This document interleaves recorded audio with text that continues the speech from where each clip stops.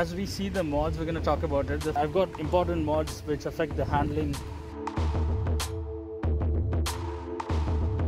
Alright, what is going on, YouTubies? What's up, Team Hard?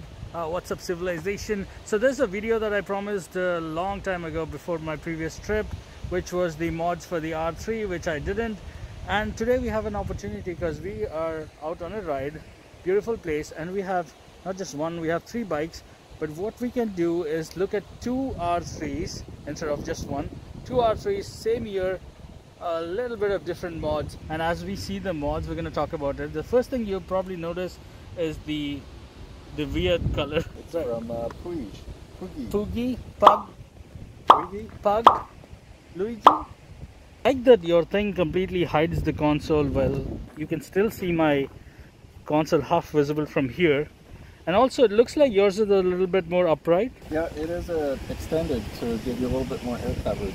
Okay, so the next mod I have is this motodynamic indicators, which are also working as DRL. So there's about 13 LEDs in there, 7 for indicators or the turn signal and 6 for DRL, I believe.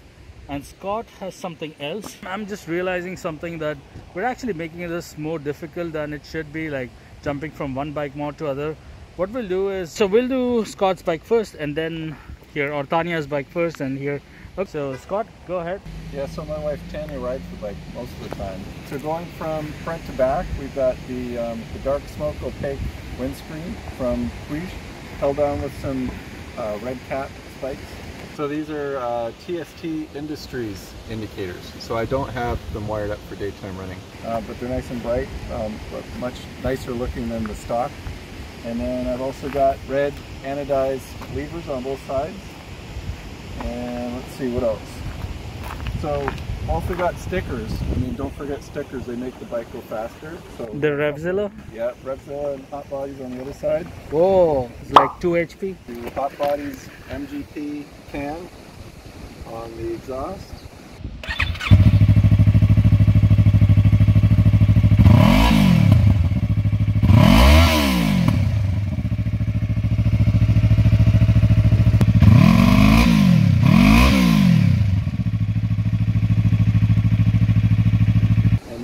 Other side we've got sprockets, so I got an upgraded front sprocket from STG Racing, so I went from a 14 tooth stock down to a 13 tooth, and that gives the bike a little bit more torque and a little bit more acceleration off the line.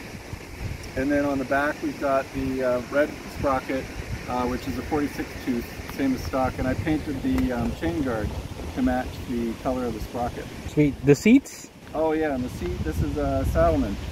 It's a Salomon seat for the R3. It's also narrow, is it? The sides here are very grippy, and it's obviously plusher, it's a little softer. Oh, and the tail tidy, remove the fender eliminator, the TST Industries tail tidy with the same indicators as what we have up front. And then also the TST Industries integrated tail lamp. Sweet. Seems like Scott's done taking a break and it's time for mine, if I can remember it right. So let's go again. Iridium double bubble, motodynamic turn indicators with DRLs, Shogun no-cut frame sliders right here. I've got important mods which affect the handling. We're gonna talk about that later.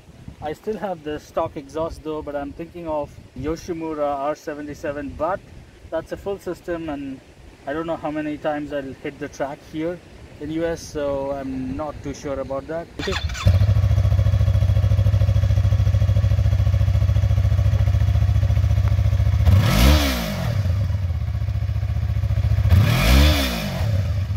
Okay, now you see my indicators are actually missing. That's because they are integrated in the tail right there. So that's also motodynamic tail light plus integrated. It's got like 20 LEDs, programmable, so the switch is inside. Never used it, just leave it like that. And we both have tail tidies right there, tail tidy, so you don't have that ugly bulky thing that's sticking out, which is on my CRF still. Oh, tank pads. I think you forgot these, right? It's just a crappy sticker from Amazon. Yeah, well, so is this. So it just says R3, but it's all eBay and Amazon stuff. So there it is. Now the more important part, which affects the handling, is right here, that I have clip-ons. This is one of the complaints a lot of, I mean, it's 50-50. Some R3 owners like the relaxed feel and some R3 owners like this. I happen to have these on my bike. So these are Vortex clip-ons, the Vortex 7-degree clip-ons. Okay, so when it comes to accessories, I just have the ram mount. That's it. There is nothing else that I have. But I have a different tire than the stock. So Scott's tire is still stock and strongly going. Mine is a Michelin Pilot RS, which I don't know how many miles it will last, but let's see. Sorry, that's Power RS on mine, Power RS, and that's the Pilot Street. I get confused. So there it is. Alright, I forgot to mention this, but I also have these aftermarket levers. They are adjustable and it also has a grippy pattern in the front, so your gloves are not slipping so much on a rainy day. I also have this basic cram buster, if you're gonna call it a mod at all. Oh yes, we also have CNC machine swing arm spools to lift the bike on paddock stand for maintenance. Also, both the bikes are equipped with ABS, if that's something I forgot to mention earlier. And now for the most important mods. All these mods are useless if you don't have these mods. These are the mods that increase the power of your bike. The first one is the Gremlin bell, which adds about 10 HP to your bike. I'm pretty sure of that. It's a butterfly. Been certified by Scott? Yeah, 10 horsepower. 10 horsepower. And then my rim tape, and the rim tape you see there red. If you don't have the rim tape, hey, I've made that video about the HRM mode of R15. If you've not watched, link in the description. That is legit, and this is legit too. That's 20 horsepower right there. And then the last one is Tanya's bling bling plate that she got. That's about 50 horsepower. Oh yeah, I mean that thing, we're pushing at least 140 horsepower on that R3. 140 on yours? I think mine is like 120 horsepower on the R3. ఇంతకుముందు నేను పనిచేసిన channel ఎక్కడో ఉండేది. అప్పుడు దాన్ని నేను ఎక్కడికో. Alright, that's it for this video. I hope you guys loved the mods list. If there is anything else you want to ask me, let me know in the comments below, and I'll see you guys. Do watch this travel vlog too. I guess we'll be heading back. Lake Cushman, this is in Washington State.